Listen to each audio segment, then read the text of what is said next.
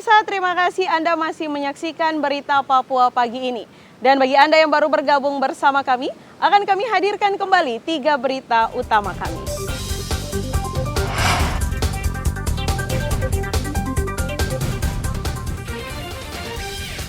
Diduga karena korsleting listrik, eks Pasar Wariri Kepulauan Yapen terbakar.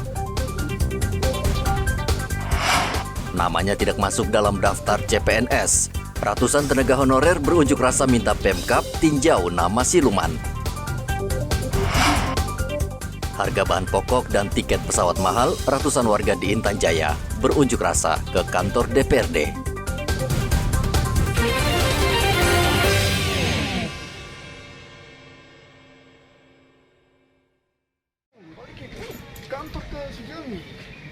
Polresta Manokwari menangkap seorang pelaku penganiayaan yang terjadi di Jalan Percetakan Manokwari, Papua Barat, Jumat pekan lalu. Sebelumnya pelaku dan korban terlibat cekcok mulut karena korban menuduh pelaku mencuri. Akhirnya keributan berakhir dengan penganiayaan. Korban tewas ditikam senjata tajam milik pelaku. Di mana itu tepatnya di belakang kantor Golkar ya, Blagor, kemudian dengan tersangka RH alias R.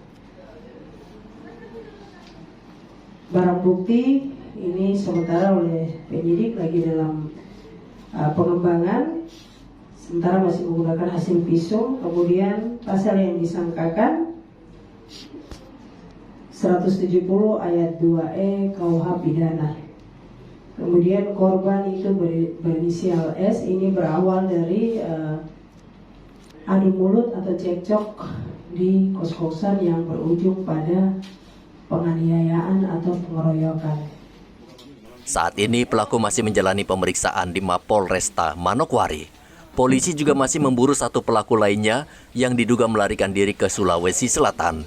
Polisi sudah mengetahui identitasnya dan meminta pelaku segera menyerahkan diri. Dari Manokwari, Papua Barat, Edi melaporkan.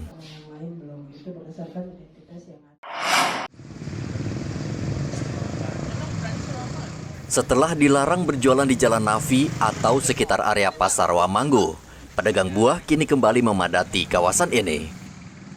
Mereka berjualan dengan menggunakan mobil setelah 2 bulan menghilang. Kehadiran pedagang buah kembali membuat kawasan ini menjadi semrawut. Pedagang menyatakan kembali ke kawasan ini karena area baru yang disiapkan Pemkab sepi pembeli, sehingga dagangan mereka tidak laku. Dilarang jualan di mana? Jualannya pindah-pindah Pak, nggak menetap tempatnya Pak. Kita kan dulu dikasih arahan di Marta Dinata, tapi kan tempatnya nggak prospek Pak. Sedangkan buah ini kan modalnya bukan 1 juta, 2 juta Pak. Kita kan mengangkat buah hasil bumi animha, buah asli Merauke kan, buah lokal, bukan buah impor yang kita jual. Laku nggak di sana waktu jualan, laku? Banyak buangnya Pak, busuk Pak. Busuk ya? Kita modal 10 juta, buangnya 8 juta, cuman ya. dapat kembali 2 juta. Nah sekarang ini jualan dari jam berapa sampai jam berapa sini?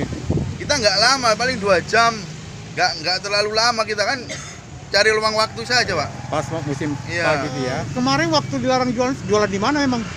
Jualan di arah bandara. Arah bandara ya? Iya. Terus gimana orang belanja sana? Di sana kurang peminat buah. Kita buah itu buang-buang terus toh. Pembeli kurang. Buah pada busuk-busuk. Jadi kembali sini lagi jualan. Makanya ya? Kita kembali ke sini. Di sini sampai jam berapa jualan? Kita nggak lama, mungkin 2 jam saja. Pedagang buah setiap hari menggelar dagangan mereka mulai pagi hingga pukul 9 malam. Muhammad Ridwan melaporkan dari Merauke, Papua Selatan.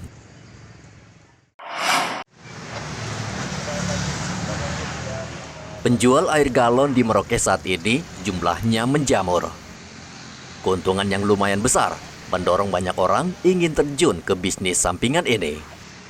Namun banyak pula penjual air galon tidak memperhatikan faktor kesehatan dan kebersihan air. Padahal yang mereka jual adalah air yang seharusnya bersih karena merupakan kebutuhan vital masyarakat. Dinas Kesehatan Merauke meminta penjual air galon agar memperhatikan higienis dan kebersihan air. Selain itu, masyarakat juga harus jeli sebelum membeli air galon isi ulang. Namanya juga isi ulang, jadi ketika habis pergi isi ulang pakai lagi, jadi 1-2 hari habis dia pasti gitu. Jadi nggak bisa disimpan lama-lama. Ya. Kemudian selain itu bagaimana transportnya diperhatikan. Kan kita dari dulu sudah selalu ingatkan teman-teman dapat ketika distribusinya itu tentu saja harus memakai